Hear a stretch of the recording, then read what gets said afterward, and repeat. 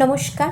কবিগুরু রবীন্দ্রনাথ ঠাকুরের ১৬৪তম জন্মবার্ষিকী উপলক্ষে তার চরণে প্রণাম জানিয়ে শুরু করছি আজকের আবৃত্তি কবিগুরু রবীন্দ্রনাথ ঠাকুরের লেখা লিপিকা কাব্যগ্রন্থ থেকে নেওয়া রথযাত্রা। রথযাত্রা দিন কাছে, তাই রানী রাজাকে বললে, চলো রথ দেখতে যাই। রাজা বললে, আচ্ছা। ঘোড়াশাল থেকে ঘোড়া বেরোলো, হাতিশাল থেকে হাতি, ময়ূরপঙ্খী যায় সারে সারে, আর বল্লম হাতে সিপাই সান্ত্রী, দাসদাসী দলে দলে পিছে পিছে চলল।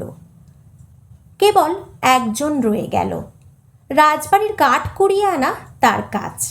সর্দার এসে দয়া করে তাকে বললে, ওরে তুই যাবি তো আয়।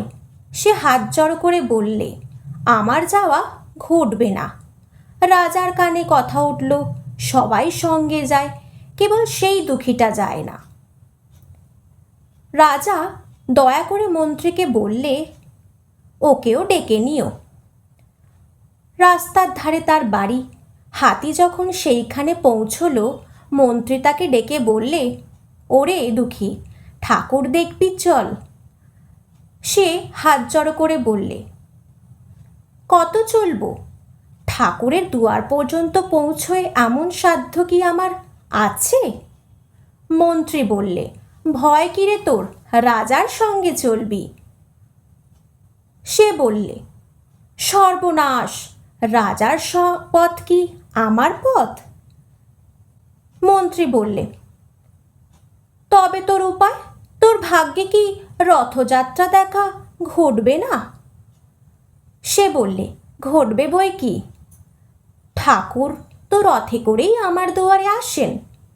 মন্ত্রী হেসে বললে, তোর দুয়ারে রথের চিহ্ন কই? দুঃখী বললে, তার রথের চিহ্ন পড়ে না। মন্ত্রী বললে, কেন বলতো? দুঃখী বললে, তিনি যে আসেন পুষ্পক রথে। মন্ত্রী বললে, কই রে সেই রথ? দুঃখী দেখিয়ে দিলে, তার দুয়ারের দুই পাশে দুটি সূর্যমুখী ফুটে আছে। নমস্কার।